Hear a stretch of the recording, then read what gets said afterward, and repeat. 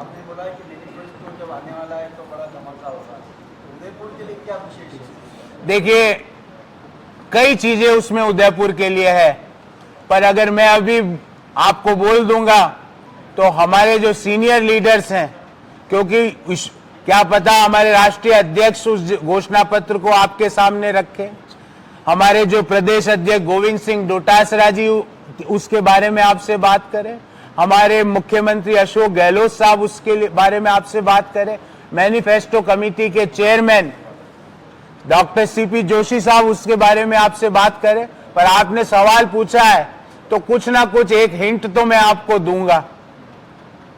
हमारा राजस्थान का मैनिफेस्टो के 4 स्तंभ है, 4 पिलर्स हैं।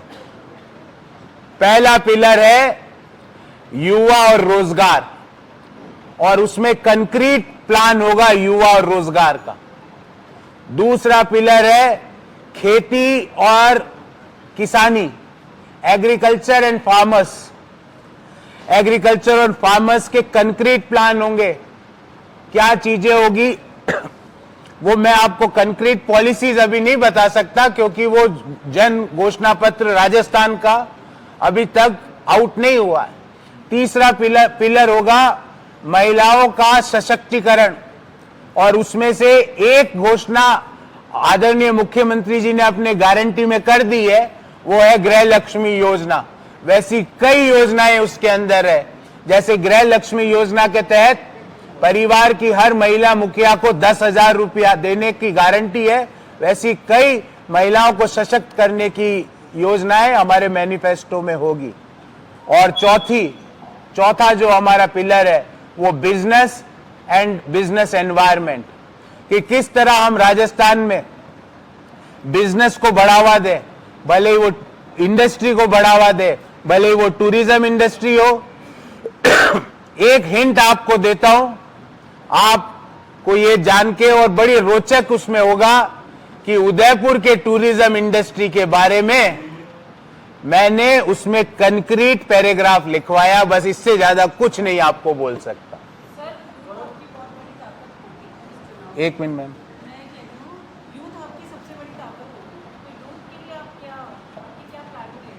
एम्प्लॉयमेंट और कैसे देंगे वो मत पूछिए आगे मैम, मेरे लिप पे आ गया है वो बात, अगर निकालूंगा तो मेरे जो हमारी पार्टी का डिसिप्लिन है वो खराब हो जाएगा।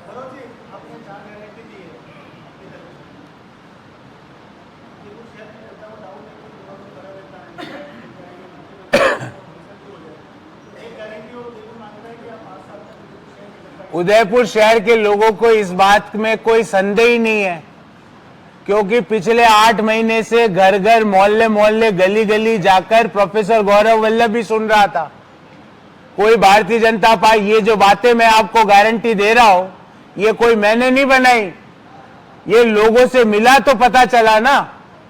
भारतीय जनता पार्टी को पता ही नहीं होगा कि गैस्ट्रो की इतनी बड़ी समस्या है यहां पर, लोगों का पेट दुखता है, लोग पेट के अल्सर से के लिए डॉक्टरों के पास चक्कर लगा रहे हैं, दूषित पानी आ रहा है घरों में पीने का, ट्रैफिक की जाम का क्या इश्यू हो रहा है, क्योंकि वो उनको पता ही नहीं हो तो घर पे रेस्ट करते हैं, एसी चलता है, हमारे भाजपा के नेता रेस्ट करते हैं, तो उनको पता ही नहीं।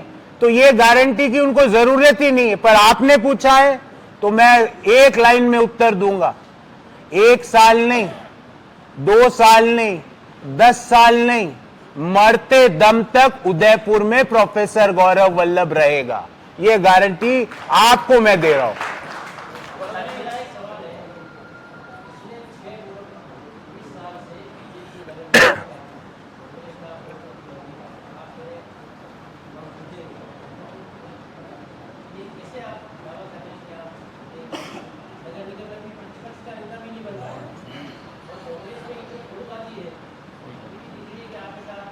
अभी तो ये शुरू, अब वो बहुत अच्छा, वो ऐसे लाएंगे कि जब कांग्रेस पार्टी को जरूरत पड़ी तो सब लोग हम साथ में आ गए, और भी अभी लोग आना चाहते थे, 4-5 लोगों को तो मैंने मदन बोला कि आज रुको, अभी समय है, 5 और पार्षद आने वाले हैं, 5 1 2 3 4 5 या तो वर्तमान के है या पूर्व बीजेपी के पार्षद है।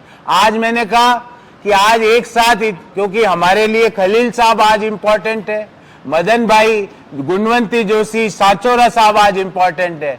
फिर एक दो दिन बाद हो सकता है अपन को चाय पर फिर इसी हॉल में बैठना पड़े भारतीय जनता पार्टी को, क्योंकि उनके पास उनका ना तो नेता है, ना नीति है, ना नियत है। उनके जो वर्कर्स है, वर्कर्स, जब मैं डोर टू डोर कैंपेन कर रहा हूं, वर्कर्स मिलते हैं कि साहब, ऐसे कान में बोलते हैं, साहब आप जीत रहे हो। मैंने कहा कौन आप? मैं भाजपा का मंडल अध्यक्ष, मैं एबीवीपी का अध्यक्ष। ये मुझे कान में बोल के जाते हैं। तो मैंने कहा फोटो खींचवा ले, तो बोले फोटो सर 3-4 दिन में खिंचवाता हूं। ऐसे मैं कोई आपको गलत बात नहीं कह रहा, आपको मैं सच बता रहा हूं। मैं डोर टू डोर कैंपेन करता हूं, बाहर नेम प्लेट लगी हुई है मिस्टर एक्स, नीचे लिखा हुआ है, मैं उसको जाके अपनी 7 गारंटियां देता हूं, उसको जाके बोलता हूं ये मेरा प्रोफाइल है, ये पढ़ो। इसको पढ़ने के बाद अपनी अंतरात्मा पे हाथ रख के बोलो कि क्या आप मुझे वोट दोगे, समर्थन दोगे। अरे भाई साहब, आप तो यूं ही 25 हजार जीत लिया हो भाई साहब, ये बोलते हैं। तो मैंने कहा चलो मेरे साथ। बोले 2-3 दिन और, दीपावली तक थोड़ा काम व्यवसाय में बिजी हूं। मैंने कहा भारतीय जनता पार्टी कार्यकर्ता हो, आप उनके साथ नहीं जा रहे? बोले वहां कोई नहीं जा रहा, हमारा आदमी वहां कोई नहीं जा रहा। 3-4 दिन में आता हूं मैं, क्योंकि ये हमारी कांग्रेस की गारंटियों से वो प्रभावित हो रहे हैं। हम जिस तरह से यूनिफाइड होकर, क्या आपने भारतीय जनता पार्टी का प्रत्याशी तो 5-7 दिन पहले यहां घोषित हो गया था। हमारा टिकट तो 31 तारीख की शाम को हुआ घोषणा हमारे टिकट की। अभी उस समय से लेके उन्होंने अब तक, आप प्रेस से वार्ता की क्या? कैसे करेंगे? क्योंकि आपके तीखे और धारदार सवालों का उत्तर कैसे देंगे? आप तो सीधा पूछोगे कि साहब ये मल्टी लेयर पार्किंग जो आपने सूरजपोल पे बनाई, वहां 2 ही गाड़ियां दिखती है साहब, और पता नहीं किसकी है वो मदन 2 गाड़ियां, पता लगाना यार। तो वो 2 ही गाड़ियां वहां दिखती है और तीसरी गाड़ी नहीं है। वो किसके लिए पार्किंग बनाई, क्यों बनाई, मेरे आज तक अध्यक्ष जी समझ में नहीं आया। वो पार्किंग बनी किसके लिए? कि नीचे 6-7 गाड़ियां बिना उस मल्टीलेयर के 7-8 गाड़ियां तो यूं ही पार्क हो जाती। मैंने आज तक, और मेरे पत्रकार साथी एक कल मेरे से मिले थे, एक प्रोग्राम था हमारी डोर टू डोर कैंपेन में, तो मैंने कहा यार ये 2 गाड़ियां जो खड़ी रहती है, और ये 2 गाड़ियां दोनों सफेद रंग की है। नंबर मैंने अभी इस बार नंबर नोट करके लाऊंगा, आपको बताऊंगा। वो परमानेंटली 2 ही गाड़ियां खड़ी, 8 गाड़ियों की पार्किंग वैसे ही थी। वो किसके लिए बनाई, क्यों बनाई? आपने एक और आपको अद्भुत इनका कारनामा बताता हूं। आपने आज तक चौराहे जो सर्किल है वो तो छोटे देखे होंगे और रोडें चौड़ी देखी होगी। इन्होंने उन चौराहों को बड़ा कर दिया, रोडें सकड़ी कर दी। ये कहां से आता है? मैं सर मेरी बात तो सुनिए। मैं आज वो एक एग्जाम्पल मैंने कोट, मैं आज उसमें पुरानी बातों में नहीं, हम तो आगे की बात सोचने वाले लोग हैं। तो जो 4 गारंटियां जो मैं दे रहा हूं और 7 गारंटियां हमारी कांग्रेस की सरकार दे रही है, मैं उसमें बात कर।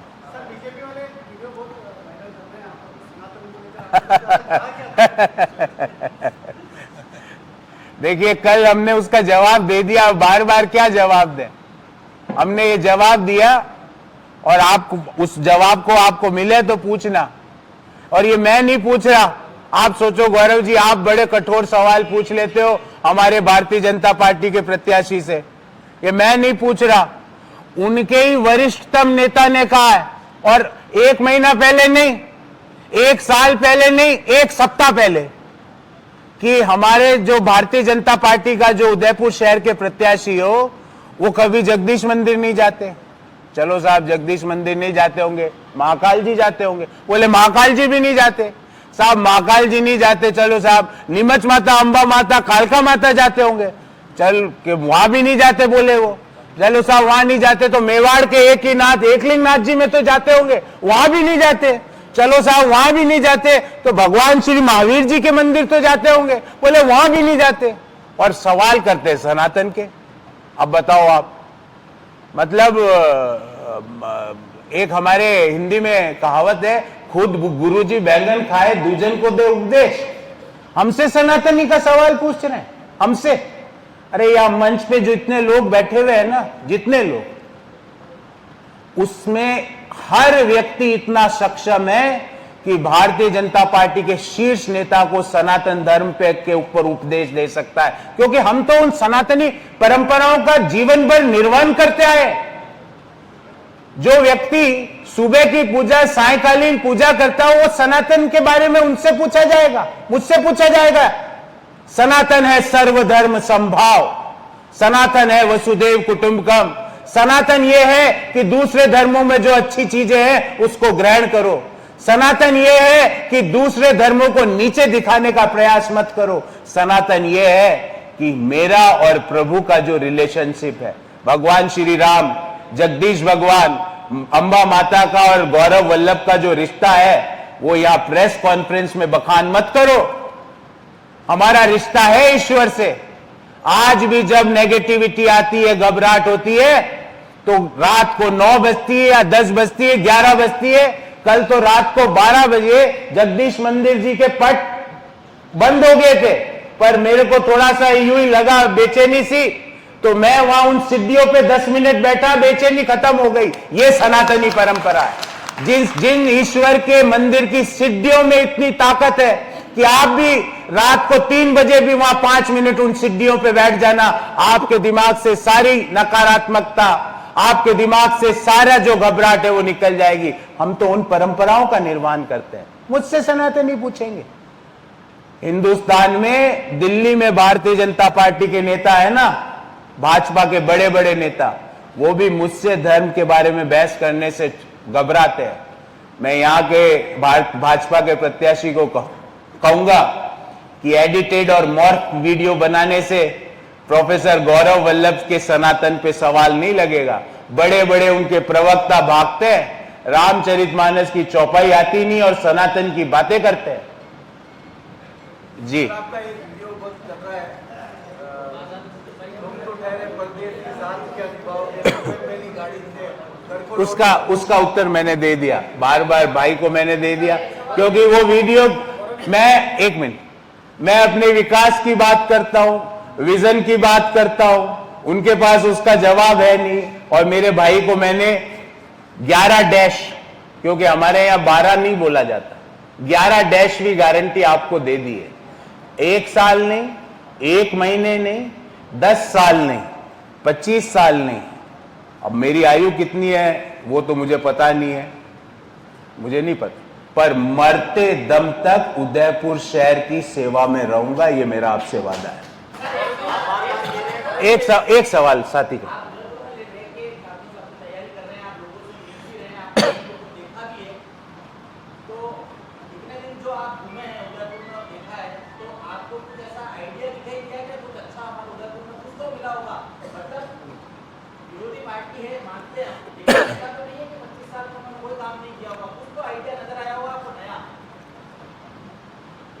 देखिए,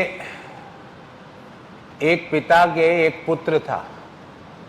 पिता ने जीवन भर मेहनत करके खूब कमाया, करीबन 200-400-500 करोड़ रुपए कमाए और पुत्र को दे दिए। पुत्र था नाकारा, पुत्र था निकम्मा, वो 500 करोड़ का उन्होंने सत्यानाश कर दिया।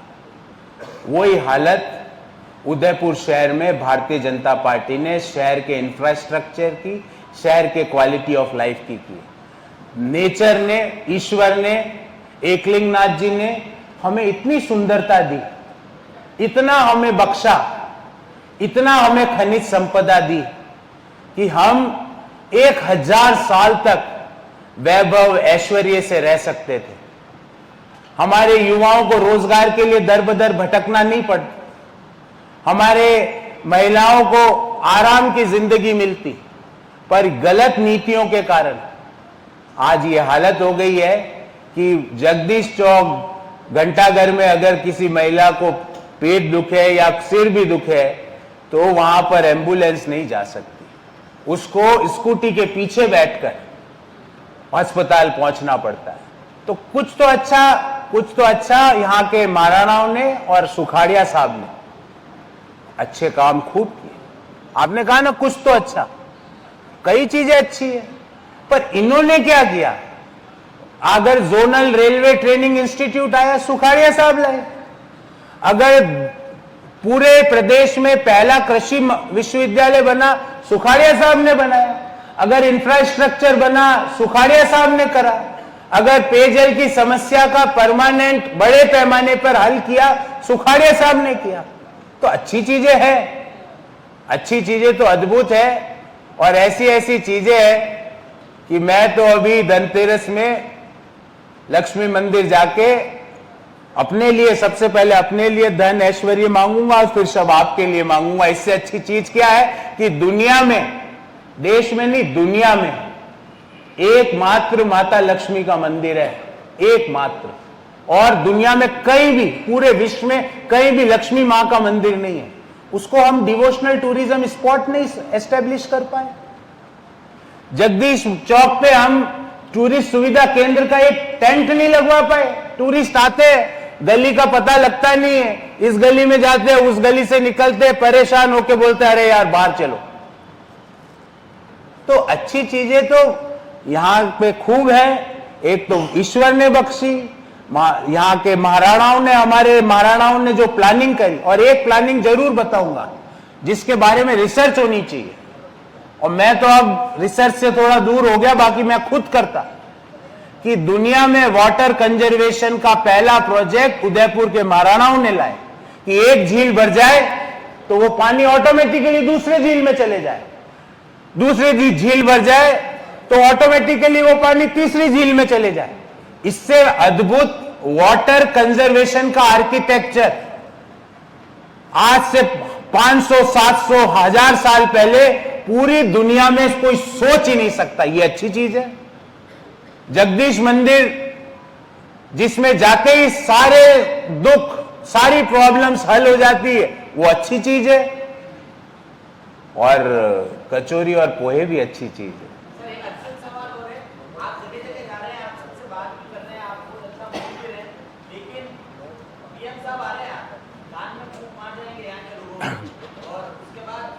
देखिए, प्रधानमंत्री जी के पास आईबी की रिपोर्ट जाती है कि नहीं जाती है ना अध्यक्ष जी? आईबी की रिपोर्ट ने उनको ये जरूर कहा होगा कि शहर सीट तो गई, इसलिए यहां पे आके मत भाषण देना। ये आईबी की रिपोर्ट, नहीं तो वो यहां आते ना, वो बाहर क्यों जाते? हमारे सारे नेता यहां आएंगे। आपको बता रहा हूं, आज डेट नहीं बताऊंगा, पर हमारे बड़े बड़े नेता, हमारे आला कमान शहर में आएंगे, मीटिंग्स लेंगे, रोड शोज करेंगे। प्रधानमंत्री क्यों नहीं आ रहे? क्योंकि आईबी ने कहा साहब वहां जाना मत, प्रोफेसर गौरव वल्लभ जी चुनाव लड़ रहे हैं और कांग्रेस पार्टी चुनाव लड़ रही है साहब वहां पे एकजुट होके, तो आप तो बाहर ही निपटाओ। तो जो उन्होंने स्वयं ने अपने नतीजा घोषित कर दिया। जी एक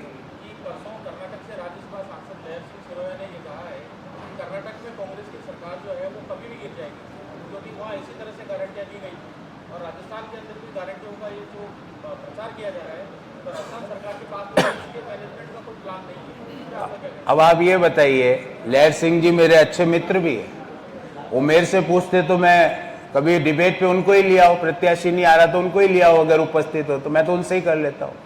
लहर सिंह जी से पूछना कि जब हमने बोला 25 लाख का हम बीमा कराएंगे 2018 में, क्या 25 लाख का मुफ्त इलाज नहीं हो रहा? जब हमने बोला 2018 में कि 500 रुपए का सिलेंडर 500 के पार नहीं होगा, तो क्या 500 में सिलेंडर नहीं मिल रहा है? जब हमने बोला कि कोऑपरेटिव बैंक्स का 50,000 रुपए तक का कृषि ऋण वेव ऑफ किया जाएगा, माफ किया जाएगा, क्या हमने माफ नहीं किया?